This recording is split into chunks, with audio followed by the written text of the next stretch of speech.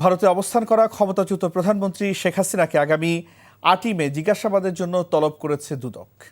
সংস্থাটির উপপরিচালক মনিরুল ইসলাম স্বাক্ষরিত চিঠি ধানমন্ডির সুধা সদরের ও গোপালগঞ্জের স্থায়ী ঠিকানায় পাঠানো হয়েছে। ক্ষমতায় থাকাকালে ১৫ বছরে বিমানবন্দরে উন্নয়নের নামে হাজার হাজার কোটি লোপাটের অভিযোগে শেখ হাসিনা সহ বেসামরিক বিমান ও পর্যটন মন্ত্রণালয়ের সাবেক প্রতিমন্ত্রী মোহাম্মদ মাহবুব আলী এবং একই মন্ত্রণালয়ের সাবেক সচিব মোকাম্মেল হককে তলব করেছে দুদক। ইতোমধ্যে দুদকের অভিযোগে অভিযুক্তরা জিজ্ঞাসাবাদের মুখোমুখি না হলে আত্মপক্ষ সমর্থনের সুযোগ হারাবে বলে জানিয়েছেন দুদকের সংশ্লিষ্টরা।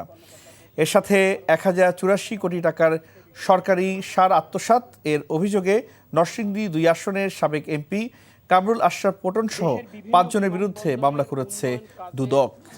নামে হাজার হাজার কোটি টাকা লুটপাট এবং আত্মসাতের অভিযোগে সাবেক প্রধানমন্ত্রী জনাব শেখ হাসিনা, বেসামরিক বিমান চলাচল ও পর্যটন মন্ত্রণালয়ের সাবেক প্রতিমন্ত্রী মাহবুব আলী এবং সাবেক সচিব মোকাম্মেল হোসেনকে ব্যক্তিগত শুনানির জন্য আগামীকাল তলব করা হয়েছে। বান্ডেল থাকলে প্রতি সেনমানিতে টাকা বাঁচবে। বিকাশ সেনমানি বান্ডেল কিনে জিতুন প্রতি লেনদেনে।